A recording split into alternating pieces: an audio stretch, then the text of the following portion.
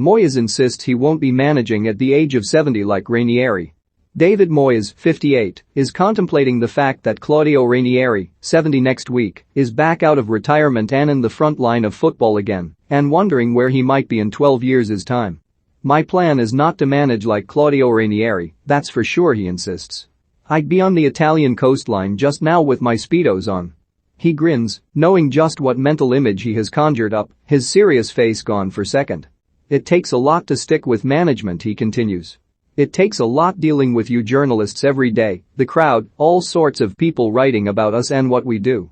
That said, Speedos aside, there is fighting talk from Moyes as he takes his Europa League West Ham team to play Everton at Goodison Park, where he forged his reputation.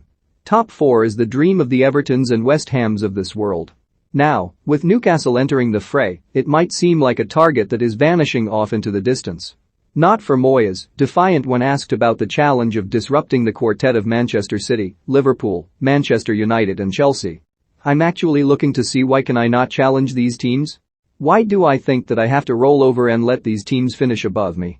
I'm certainly not doing that. This year I finished 4th with Everton and qualified for the Champions League. I finished 6th at West Ham, 2 points behind Chelsea. It probably took me 4 years to get a consistency level at Everton. I remember thinking that Everton were nearly happy to be safe by Easter. That was it," I said. "No, I'm not having that anymore. I'm not having the type of team. I have to change it." When I do the comparison at West Ham, I think West Ham teams are a bit flaky and not always consistent. I want to get rid of that flaky reputation, not always being consistent, and make West Ham stronger, more consistent. But I understand the question. It's really hard to overtake the big sides. But I do think that now the way football is going, there is a bigger opportunity. Leicester is the best example. Indeed, there is a link between Moyes and Ranieri beyond the Italian Riviera retirement dream. They are the only 2 managers to have broken into the top 4 whilst not managing one of the big 6 clubs since 2004. The only other clubs to have achieved that this century are Leeds, 2000 and 2001, and Newcastle United, 2002 and 2003. Which brings us to the £300 million Saudi state takeover of Newcastle United.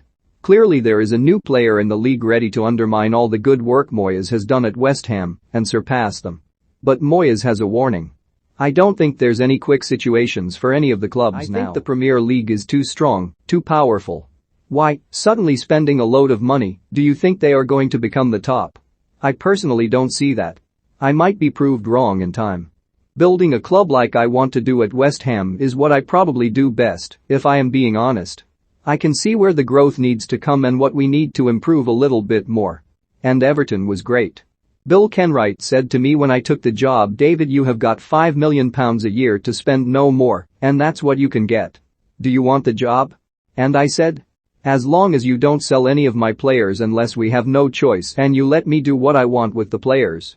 I can prepare them, I can take them wherever I want in the world, I can do what I want." And Bill says, "Deal." Sometimes you have more enjoyment out of building from not having big money. I think we have seen maybe West Ham a couple of years ago. To be fair, the owners here backed it. They went to spend the big money, they tried to do it. I am not sure the Premier League allows you to do that because of the quality of the sides and because of the stability of the clubs. There are too many good clubs who are run superbly well. Yeah, come in and buy all the best players in the world, but I am not sure that gets you the best team. I think we've gone quicker than I thought we would. And the reason why is because of the players I've got in the team.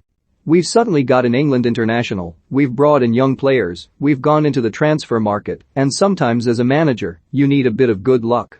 I remember somebody saying to me, "You're really lucky when I got the Everton job." I said, "Why am I lucky?" Because there's a 16-year-old in the academy who's a top player and is going to be great. And you go. Number 16-year-old is going to help me. And it was Wayne Rooney. Now we had Wayne Rooney for a year and a half, 2 years, then it got taken away from me, we had to sell.